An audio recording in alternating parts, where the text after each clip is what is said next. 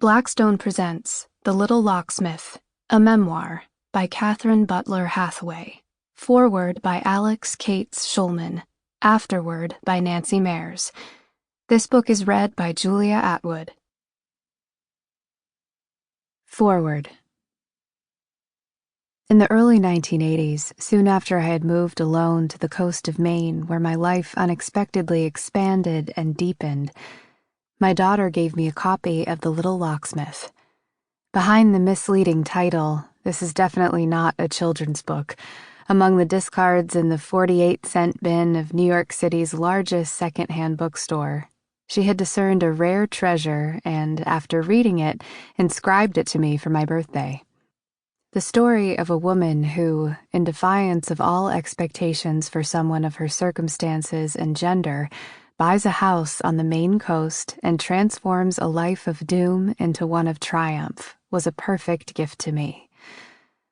Holding its own among the best spiritual autobiographies of our time, this story of the liberation of a human being, as its author describes it, so moved me that I wanted to shower copies of it on my friends, promote its republication, teach it to my students, and find out all I could about its author, her life, and work.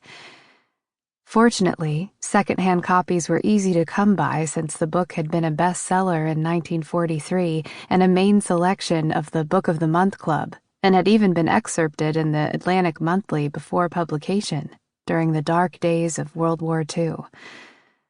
But like so many valuable literary works by women, not many years after the author's death, at age 52, on the very eve of the publication of her memoir, the book languished in attics and was forgotten.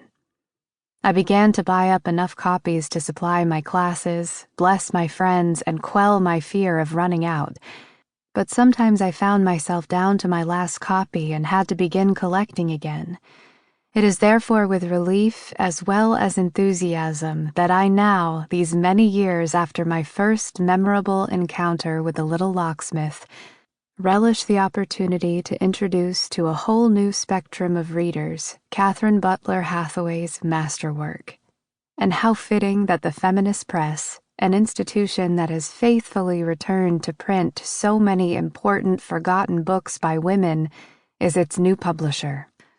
Born in 1890 into a loving, well-to-do Massachusetts family, Katharine Butler came of age as a member of that bold generation of educated, somewhat bohemian modern women who were the first to bob their hair, openly embrace sex, question. Sample complete. Ready to continue?